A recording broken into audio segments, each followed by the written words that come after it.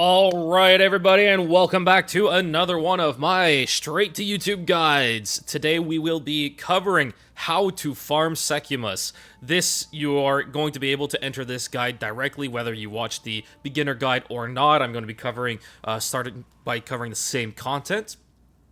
And then we're going to go into how do you farm Sekhemas, the key goals in terms of your build and decision making to be more efficient in Sekhemas.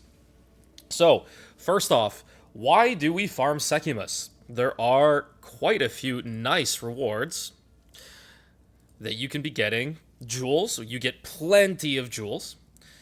Now, jewels can drop elsewhere, but you do tend to get like half an inventory to a full inventory full of jewels every run in Sekhemas, and as you can tell, there are some combinations that sell for a very good amount. This also means that you need to know what jewels are valuable and what jewels are less valuable. If you see something like this, it probably, I would hope that most people watching this video would immediately say, oh, shoot, this is a good jewel. But there are maybe some lesser known combinations, and as the meta changes of what builds are more popular versus not popular, that can change a lot. Jewels are something that it's best if you have a general idea of what builds are being played so that you know what modifiers to look for. Then if you see, oh, there's two good modifiers on this, maybe I'll throw a Chaos Orb at it, see if it gets better. Generally, jewels are going to need at least 3 good modifiers before they start selling for good amounts of money. And then at like 4 perfect modifiers, like 4 T1 like best in slot modifiers, then you get this level of like 50 plus divs for an uncorrupted copy. So that's the first thing. Same, time lost are unique to Sekhemas, and I picked out from my knowledge the most expensive time loss combination. So as you can see, there's not that many online, and they would generally start at 40, 50 divs or so. So this is double crit damage bonus and damage for spears on a large radius. And the reason that's important is because on Deadeye, the large radius would allow you to cover Fervor and get an extra notable in that range. So, very nice. I don't think Deadeye is worth playing, but that's a whole different video. Alright, so yeah, you get a ton of jewels. Time lost are unique to Sekhemas, so again, you can only get them in Sekhemas. And it's very build dependent whether they are relevant or not, but again, like I just showed, there is a high relevancy for spear players. So, this is one of the better outcomes. Then you have Grand Spectrums. Ruby Grand Spectrums, because of life stackers, has gone up significantly. I sold one uncorrupted the other day for 20 divs, and now it seems like they're up to around 23, 24 divs. So definitely looks like they are trending upwards because of a life stacker AFK build, which is able to do not Sekhemas, but Simulacrum. So you can start a wave and just AFK and clear a wave of Simulacrum and come back after. So, Grand Spectrum Rubies have shot up significantly in price, as well as the life plus strength against the darkness. Next, you have relics. You can look for expensive relics. This is one example of move speed plus quantity of relics dropped. These are T1 modifiers for both, and you see they start at around 20 divines. So looking through your relics can be quite profitable. Even doing reforging, if you feel you have the motivation to do that, you can get some very expensive relics to sell. Next, I don't personally recommend this, but depending on the power level of your build, you can do it. You can finish floor 3 and then sell your Barias. This is far more consistent currency generation in that you can, if you have a very good combo of relics that people like, they will pay 1 to 2 divs a pop easily for them. Next, we have the unique relics.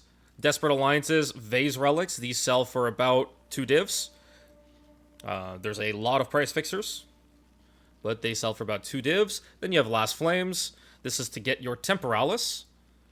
So, drops Temporalis. This is probably the most expensive unique in the game presently. And they go for a decent chunk. This is my trophy Temporalis, and yep. They are not nearly as popular this league because auto bomber builds are, I'm going to say, not good. But yeah, so this is for Temporalis. People still do want Temporalis, and that makes the relic pretty valuable. The relic is incredibly rare. I've done probably over 700 runs at this point. Never seen the relic drop. So don't expect to get it. If you get it, great. You won the lottery, congrats. But otherwise, don't expect it. If it happens, wonderful. Keep in mind, if you do want to run it, your maximum honor is 1. Meaning that you cannot take damage. Otherwise, you will lose the run if you do want to run your own Last Flame. I do have videos from last league doing Last Flame runs. I haven't been asked this league to do any. Next, you have, if you want to run your Desperate Alliances for the Against the Darknesses, these are the jackpot ones. These are generally the very expensive ones. Spirit plus gain extra damage. These go for a lot of currency. These are what you are looking for when you are doing a Vase Relic run, and Against the Darkness run. So, more examples of very popular relics. You have Trap Damage Reduction and Relic Quant. So, double T1 starts at 5 divs. There's only 1 at 5 divs and 7. There is a good amount of them up. Then you have Increased Defenses. I could not even find a perfect copy up for sale that was posted recently. So, I don't even know what they would go for right now. Increased Defenses is generally good, as this is a modifier that will increase your evasion, will increase your energy shield, and increased energy shield also means increased honor in Sekhemas. So increased defenses is a very nice modifier. I do recommend these. And some other Against the Darknesses. Alright, so that covers why you would farm it. These are the main things. The last point is also that you can sell carry spots. So if people want their 4th Ascendancies, even this late in the league, I've been selling spots for 1 Divine apiece. Seems to be the going rate. I've also been offering free carries on my Twitch channel when I am doing carries. And yeah, people still need their Ascendancies done if they're making new characters, anything like that. Can also help in campaign while you're just leveling the new character if you get the early Ascendancy. So people do pay for the carry, and if you are comfortable carrying 5 people at a time, that means if you're selling it for 1 Divine a spot, that's 5 Divines a run. So if it takes you 14-15 minutes to get to Zarok, then it takes you 10 minutes to fill up a party. That's 5 Divines guaranteed before you even look at any jewels, any relic drops, any unique relic drops, and any of the potential for spectrums and stuff. So, yeah. There is a lot of currency to be made in Sekhemas. Whether it's the best currency generation right now is debatable. But there's still great currency generation. And the less people that run it, I mean, that's just the way the economy works. The less people that run Sekhemas, the more value it has to run Sekhemas. So if people are moving over to run Breachstones 24/7 and there's nobody running Sekhemas, then there's value there. So the next thing I wanted to talk about is Against the Darkness. Bit of a white blasting screen. So I tried to map out more or less where you make your profit in Against the Darkness. I had 0 luck last league getting any profit out of Against the Darknesses. This league, all of them have been duds that I've run. But I did decide, so my personal bias was that it was just not worth running them. I would just sell the relics, last league and this league. I did then go chart it out, and there's actually a decent ratio of ATDs that will make you profit. So blue are the jackpot ones, the spirit plus extra gain as. Then you have just double gain as, which are just which are just generally good profit.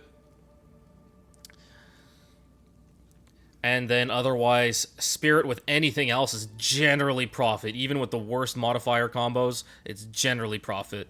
Then you have some very specific combos. The reason I'm even less inclined to run them this league is because there's less attribute stackers. So even the most, I would say, valuable ATD for an attribute stacker is maybe selling for 7 divines or so. On the flip side, life plus strength just shot up in price a lot. And that is a big jump in profit versus what it was earlier in the league. So you do have some combinations that will make you profit. And now when it's in red, it means that you are generally barely covering the cost of buying the Vase Relic, doing the run. You also have to consider that when you do the Vase Relic, you would lose up. Whoops. I'll just reset this so I can show it. When you do a Vase Relic run, it means that you have to remove 3 small relics. Like this. And you cannot get around this. So that means, depending on your choice of relics, you are either going to be losing movement speed, defenses, or trap damage reduction. And when you remove 3 small relics, it is impossible to get 100% trap damage reduction. Because there's only 6 small relics left, and you can get 15% per slot after. So this is the difficulty in running Vase Relics, is that, 1, it slows you down, because you're going to be having to deal with less movement speed, less trap damage reduction, so you have to deal with traps a little bit more carefully.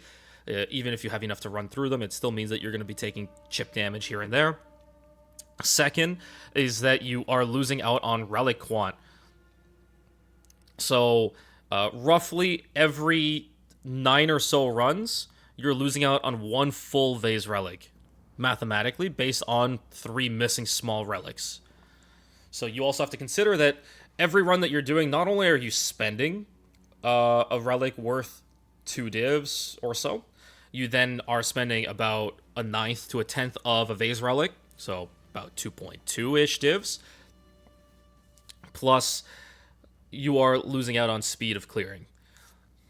And you cannot, most builds are probably not going to be comfortable doing a Vase Relic run plus a carry at the same time, or at least a 5-man party carry. So this chart basically reflects, like, it's only going to be really decently profitable if you're hitting an Against the Darkness that's selling for at least maybe 7 divines. So this pale green is in that range of you're kind of making a profit. It was kind of worth it. Red is, it was not worth running. And then green is solid profit, and blue is the jackpot. There may have been a few assumptions made. I will probably take a quick peek over this at some point and make sure that it's more accurate. I don't think I'm going to keep this up to date. Anyway, I'll link it out in the description. And if you have any comments about specific combinations that I may be overstated or understated, let me know. But again, you are taking quite a bit of a hit to run Against the Darkness. Next, Afflictions and Boons. So I made a quick tier list of what Afflictions and what Boons I think are best to take. The other thing to consider is that if you are going to farm Sekhemas, you want to be able to be relatively resilient and agnostic. So you don't want to have to look for specific relics to really make things work. You want your build to be able to clear without looking for specific relics. And generally, you want to be able to clear by regardless of what affliction you do end up with. It does happen where you get forced into a path that only has 1 exit, 10 or 5 rooms down the line, and that 1 exit is going to hit you with, your worst affliction. If you, at the point of this video, is how to farm Sekhemas. You need to be able to farm Sekhemas, in that regardless of what debuff you get, you will not brick. That being said, obviously it happens that there are afflictions that are worse for you, and it's going to be more annoying. And this is what I tried to set up. Try and avoid these. Myriad Aspersions is not updated. I thought I updated that. Anyway, you have Myriad Aspersions, which is you get an affliction every time you receive an affliction. That is absolutely the worst thing. You will end up, especially if you get it early, you will just end up stacking 10, 20 afflictions by the end of it, when normally you can finish a run with 3 to 5 afflictions. Purple Smoke, afflictions are unknown. Again, this is potentially leading up to getting stuck with afflictions you don't want, such as Myriad Aspersions, or maybe you don't want Blunt Sword because you want to do carry or ATD run, and less damage is annoying. So stuff like that. Purple Smoke can be annoying. Also, it can lead to another one of the worst afflictions. Deceptive Mirror, same thing. You are not always taken to the room you select. You can technically cheese this to some degree, as long as it's not a starter room. But you can cheese Deceptive Mirror. It is a lot of work. As in, you have to exit out and re-enter the trial and check what room you get over and over and over until it gives you the room that you want. So if you have 3 choices, it might take you 10, 15 entries before it gives you the room that you're trying to select. But it is technically cheesable, but I would still put this as, would you really want to spend maybe 30 to 60 seconds every rotation for multiple rooms in a row? It's not worth. If you can avoid it, avoid Deceptive Mirror. It takes so much time out of your run. So yeah, try and avoid Forgotten Traditions. Obviously, if you're trying to farm Sekhemas, that means you're going to be running relic quantity. Forgotten Traditions is minus relic quant. It's less effective if you're non-unique relics, which means less relic quant. So this is really bad, as this cuts directly into your profits, as small relics that drop and the unique relics that drop from Zarok all scale off of your relic quantity. So this is really poor. And then everything else, it should be more or less a given, like trade tariff, increased trade prices, less sacred water, and then obviously things like Blunt Sword and Spike Shell for more HP on the boss effectively. That is always more annoying, but you should be able to deal with it. Obviously, just because you can deal with it, you still want to consider which ones are easiest for you and which ones will make the run faster. Same with the boons. You should be able to clear without having any specific boons. Obviously, there are some that will make things faster if you are not playing, let's say, a Blink build or a Whirling Slash build. Right now, Hairfoot is amazing. Just a huge boost in movement speed. You have Scrying Crystal. See one room ahead. You can plan out better. Make sure you don't get any necessarily super bad afflictions.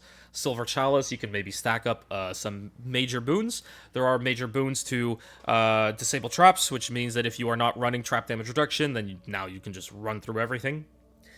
There are major boons that you can no longer get afflictions, which again then just makes it super free to just run through and not really care. Just pick the fastest rooms. Enchanted Urn, this boosts the effect of your small relics, meaning that you now have more relic quant, because if you're watching this video, you should be stacking relic quant. And then the rest is self-explanatory. Silver Tongue, reduced merchant price, which will make it easier to get the rest of them. One strategy that you're going to have to start employing is that you're going to be buying boons that don't necessarily matter, such as any of the failure tier boons, just to remove them from the pool, because you're trying to get you the highest chance to get to Enchanted Urn. That's generally the goal for every farming run, is that you get an Enchanted Urn. Obviously, decide how much time you want to trade off on it, as taking pledges takes quite a bit of time every time you dump some water in to check a pledge. So do consider how much you're going to be using pledges, as they do take a lot of time. Otherwise, merchants are obviously great to check. They are quick as long as you have the Sacred Water, and Sacred Water doesn't take time to pick up. So when you pass through a room, pick up the Sacred Water, you're done. But pledges, they take some time. Now, setting up your run. You are going to be wanting to stack as much relic quantity as you can, and then, again, I mentioned before, either defenses, movement speed, or trap damage reduction. Here, so this is a 10% move speed, 16% relic quant. Again, you're just going to be wanting to look for relics that you want to run. Some people prefer more move speed. I play anywhere from 50 to 2000 ping, and it can be quite difficult to control your character at that point. So I prefer having trap damage reduction. Like I mentioned before, when you are running a Vase Relic, you cannot have 100% trap damage reduction. When you are running Last Flame, you can have 100% trap damage reduction. And yeah. So things to set up are to check your relics. And get as much of whatever it is that you wanted. All right. Next thing, look for a dowsing charm for yourself, as dowsing charms are absolutely OP for Sekhemas. So if you are not running 100% trap damage reduction, then dowsing charm will immediately douse the ignite from the fire traps. Fire traps are your greatest threat in these runs, particularly floor 2, where there's crisscrossing fire traps that deal 2,000 damage per fireball and shoot 10 fireballs at a time. So, yeah. All right, let's get started. That covers the intro and why you would farm, what to set up for at the beginning, relic setups, and covering what boons and afflictions that we want to take. Next, you obviously are going to be wanting to play a build that is relatively fast, because Sekhemas is one thing that that is fully dependent on the player input. You control how fast you go in the run and how slow you go in the run. It's fully up to the player. There's generally no time gates besides with hourglass rooms, which is why for speedruns and generally moving quickly, you want to avoid hourglass rooms. In general, ritual rooms are the fastest.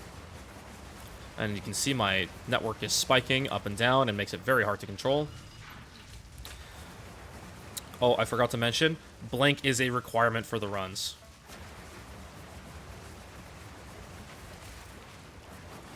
Any build that you're going to be playing should have blink in it, in my opinion, anyway. I know Yabai in the Japanese community runs the Roa and doesn't actually run blink, but I personally would recommend always having blink. It helps a lot on floor 2 and 3 and 4, less so on floor 1.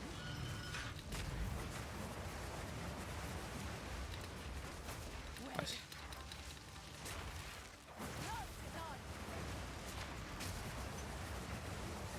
And again, these sacred water fountains are amazing.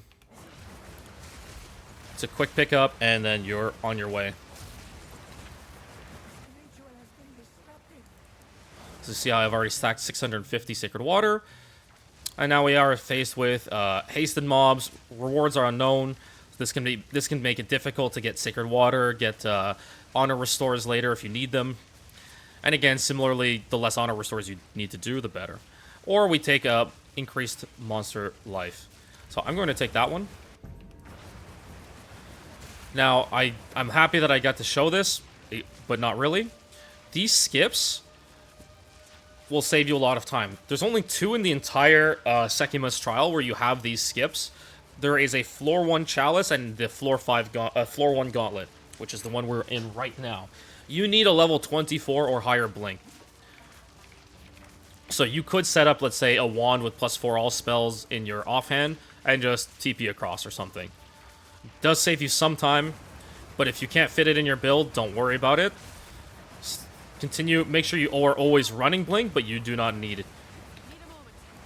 As you see, it's not that long to go around, but it is something to consider.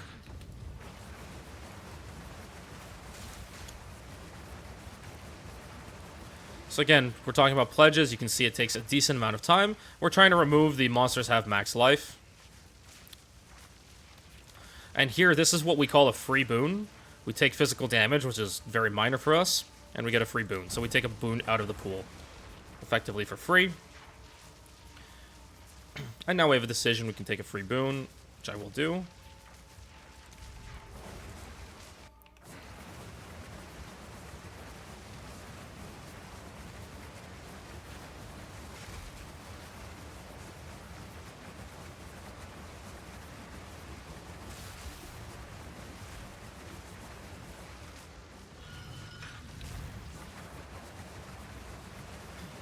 The other thing to make sure is that you're always using level 80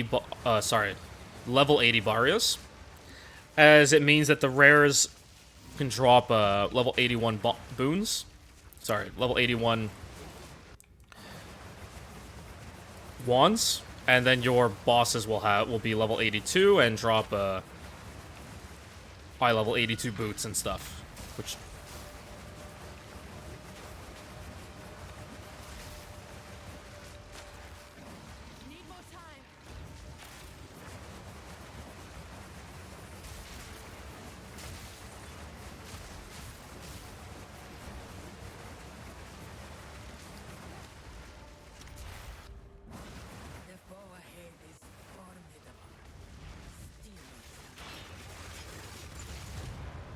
I always carry around wisdom scrolls and augmentation orbs when I'm doing these runs, because at a certain point I got too lazy to reforge, so you could quickly check these. So we got our enchanted urn, amazing, and then we can take out some cheap stuff from the pool. Traps are slower, take that out of the pool. If you need hairfoot, obviously you have the chance to buy it, but it is expensive and I don't need it. So here, while you're waiting for the door to open, you can quickly check garbage, and move on.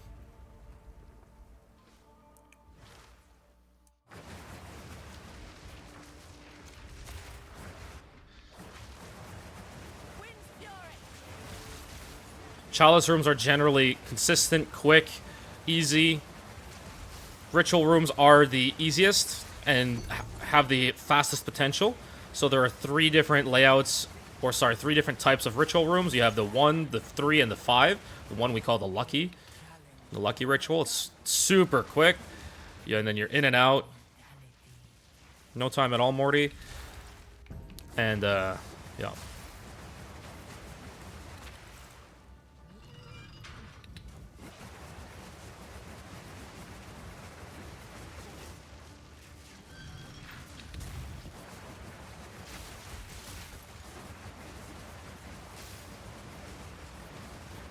As you can see, my network is going up and down significantly.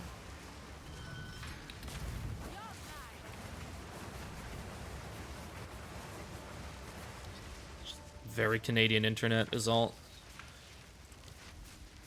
So one thing here, we do have a good amount of sacred water. It could actually be worth it to take the merchant over the shrine with the free boon, just because we can take more boons out of the pool. One thing about chalice rooms is that they are always a loop. There's always a loop, and then there's always floor 1 always has 2, and floors 2, 3, and 4 always have 3 rares. And it's always left, middle, right to get your 3 rares. Now we're getting free boon, and we can do some little bit of inventory.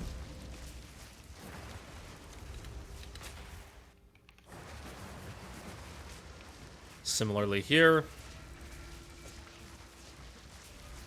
you need to go check your trade site.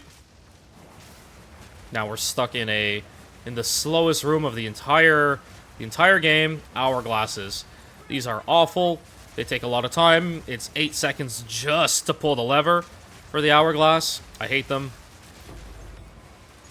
Casually, if you're a beginner, they are amazing because you can get a lot of sacred water out of these. You get some loot. But otherwise, in terms of farming consistently and fast, they are awful. So here we have Escape into Ritual, increased damage while taking the life. Again, that's a super good for us, high tier Affliction.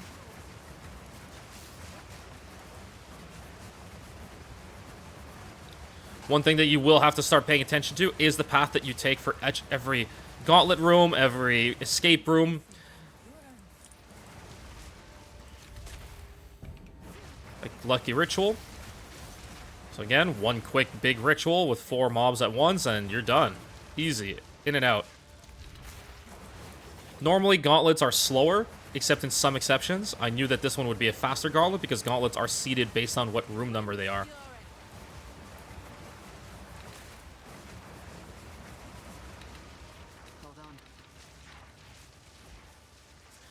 So normally traps would be dealing damage to me, but because we already have Enchanted Urn, we are now back to being capped on trap damage reduction. So there you go. We're already done floor 2. My network is hitting not new highs, but like I was talking about, it can be hard to control when you're playing on a few thousand ping.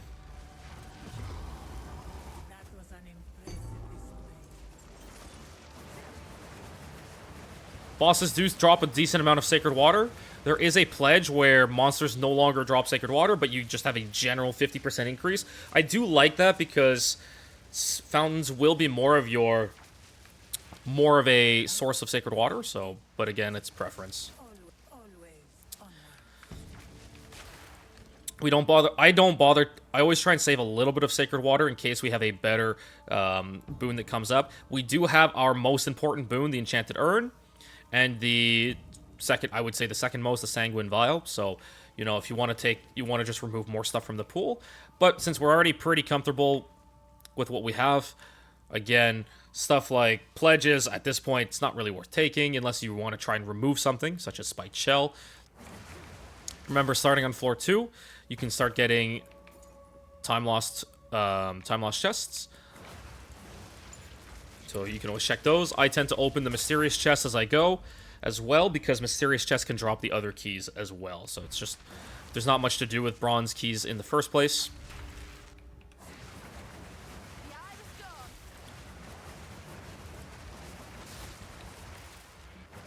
Floor 3 is where Blink is going to become very, very, very important, as all of those high-low floor things, those levels, can be jumped with Blink. So they become very, very nice.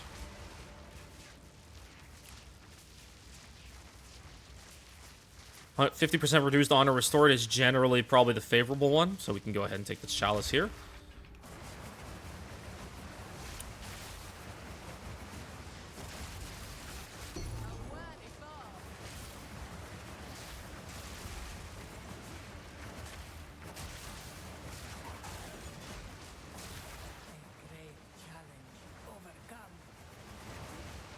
Quick grab of Sacred Water.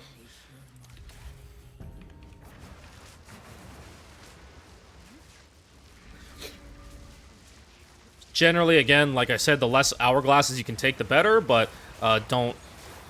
Unless it's a speedrun, which I'll cover in my next video, don't worry too much about it. If you have to take an hourglass to save yourself on a really annoying affliction, go for it.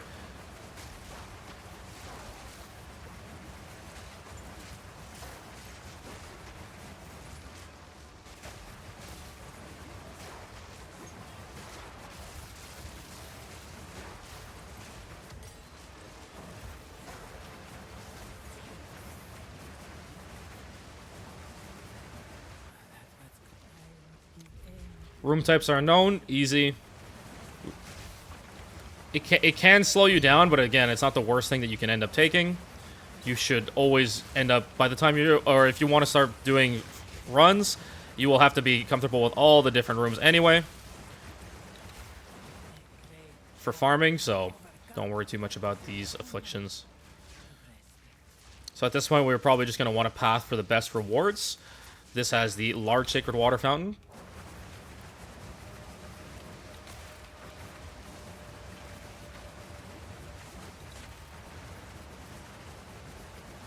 And we get a gold key out of it as well. Now, okay, we can see lose Sacred Water when you take a direct hit from enemies. This is pretty free as well. So we're going to continue with our current path. Another gauntlet. Gauntlets on floor 3 are very free, especially with trap damage reduction. But in general, they tend to be some of the fastest rooms that you can take.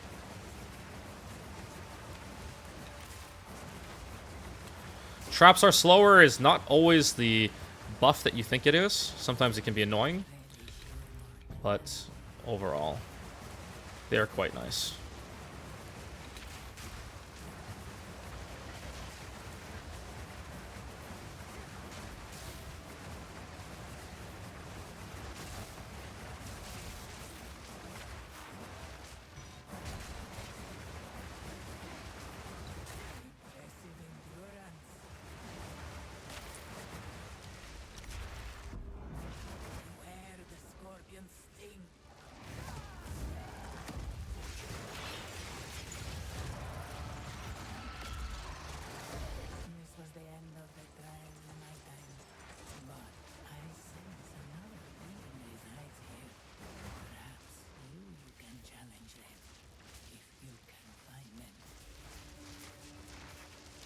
We have so much Sacred Water, we may as well just take the Restore anyway. And no Mysterious, no time lost. We can move on.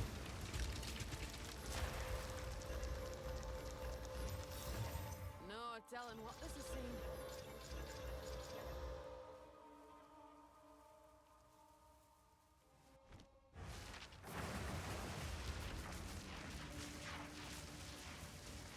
We have traps are slower, so traps are faster is not a big deal, but it also forces us into Myriad Aspersions. Don't take this.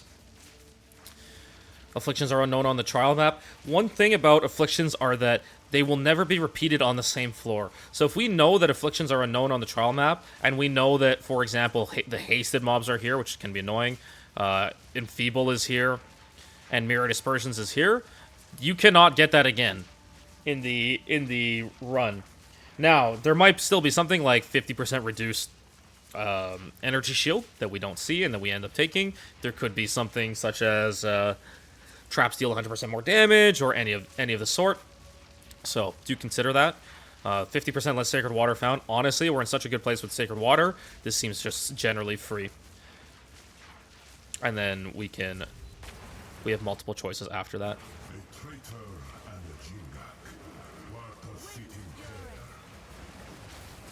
One thing is, escape rooms on floor 4 are absolutely awful. They have extremely high monster density, including monsters with a lot of projectiles. They are the longest rooms in the entire run, including hourglass rooms. I missed one at the beginning, my bad. So, one of the floor 4 escape rooms takes, even with my fast speedrunning character, is 40 to 45 second clear. Keep in mind, I finished my PB, my personal best, is under 9 minutes. And one of the worst escape room is almost a minute by itself. So it gets very rough.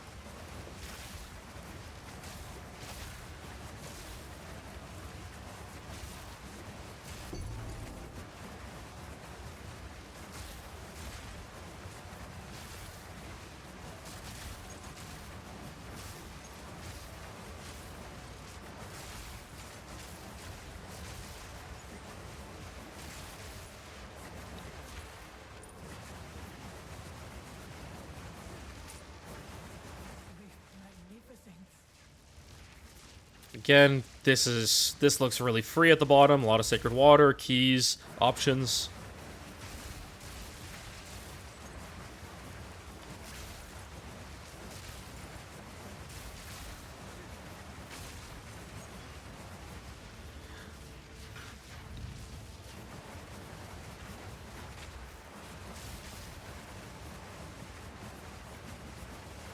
This one is neat. You don't actually have to hit the door. If you get close enough here, it counts as complete. So just, it's fun. Fun little thing. No, we have no merchants, but we do have a lot of Sacred Water. We may as well here. We still have tons of options all the way through.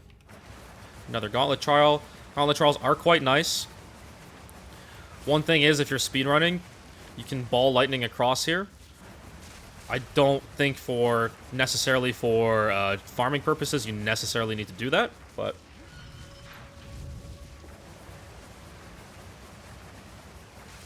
interestingly, somehow you can carry your Whirling Slash through that. I don't know.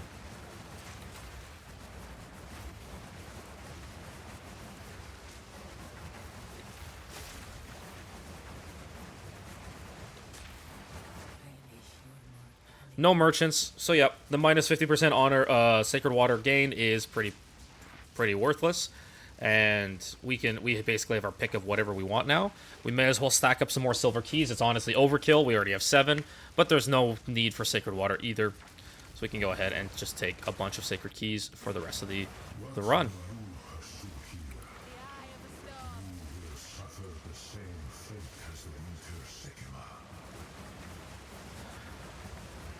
Floor 4 they absolutely love their projectiles and tight corridors, so do keep that in mind, that there are going to be a lot of tight corridors and projectile enemies, like standing up on top of staircases and whatnot.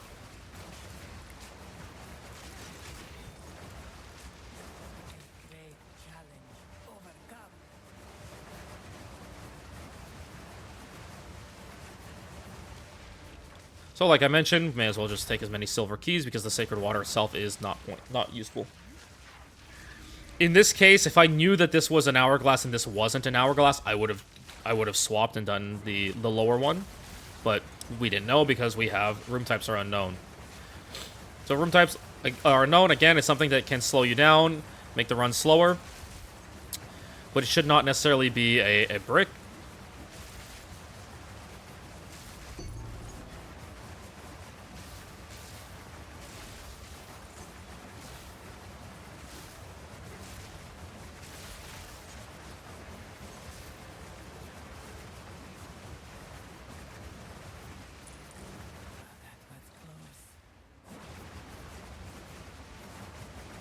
And we are absolutely stacked on keys now.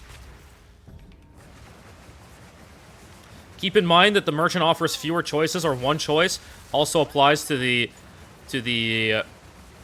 merchants at the end of the trial, where you can buy some relics. So if you want to buy yourself some nice relics at the end, getting stuff like that does reduce how many options you do have. Generally, I do always check my merchants for relics to purchase, as you can just directly purchase some high-end relics. This baton is our sacred duty.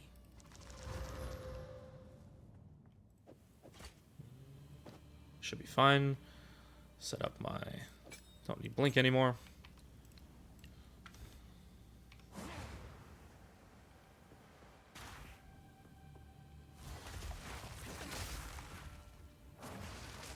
I screwed up. It's been a while since I've done this rotation. Alright. Garbage. Garbage. Garbage.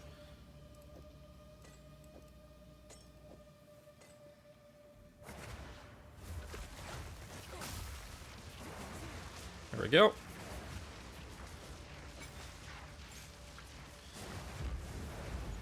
Come, Taljali.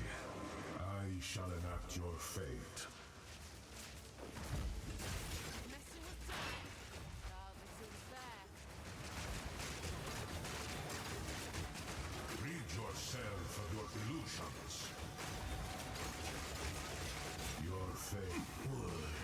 This changes. Who are you to overthrow your fate?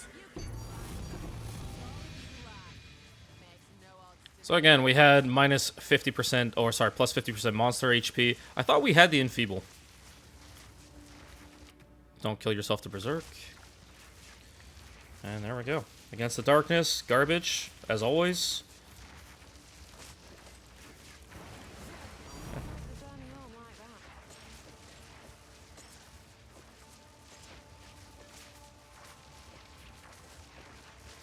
And there you have it. There's a full run. Need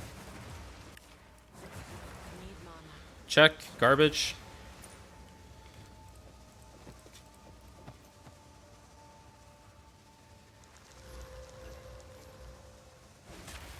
So, hopefully this gave you some insight into how you can farm Sekhemas.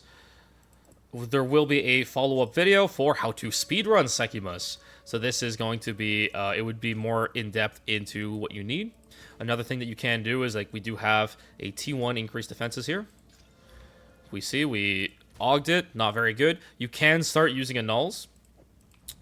I personally don't know if it's worth it with defenses. For sure with movement speed, with a very brick second mod. For example, I've had a few of these up for a while. People don't tend to buy these. So I have a high tier movement speed. You can go and annul and try and keep the move speed and try again. So you can always do stuff like that and see if you get lucky. There you go.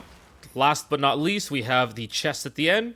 First and foremost, I'm always checking for spectrums and time lost for gold first. So we have 2 time lost, no spectrums.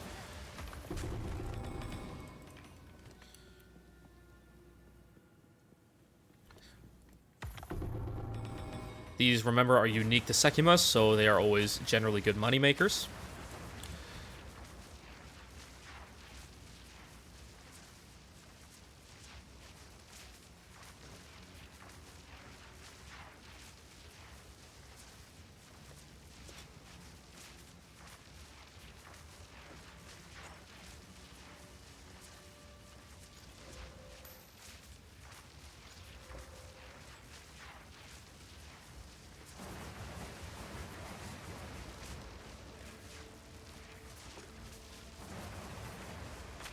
Then we're looking for generally royal chests. So we have 1, 2, 3, 4, 5 even.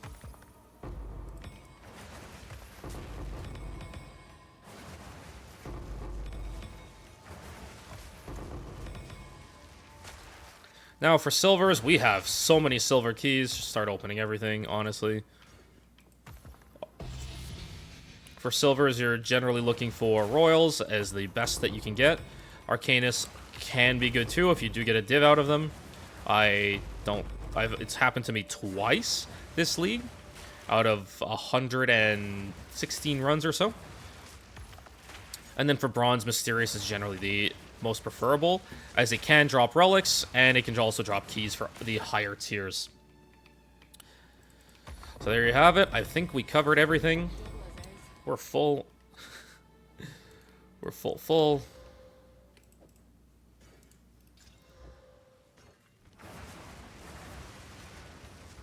And then whatever else you want at the end.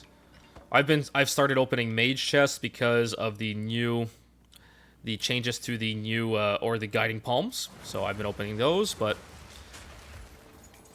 whatever you're comfortable with.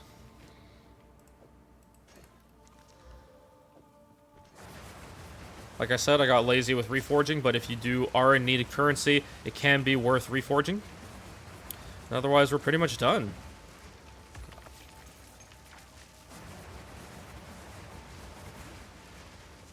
So there you have it. How to farm Sekhemas. Hope you enjoyed. Let me know down in the comments if you have any questions, concerns, something I missed. Otherwise, have a great day, and I'll see you next time for the How to Speedrun Sekhemas. Ciao, and see you later.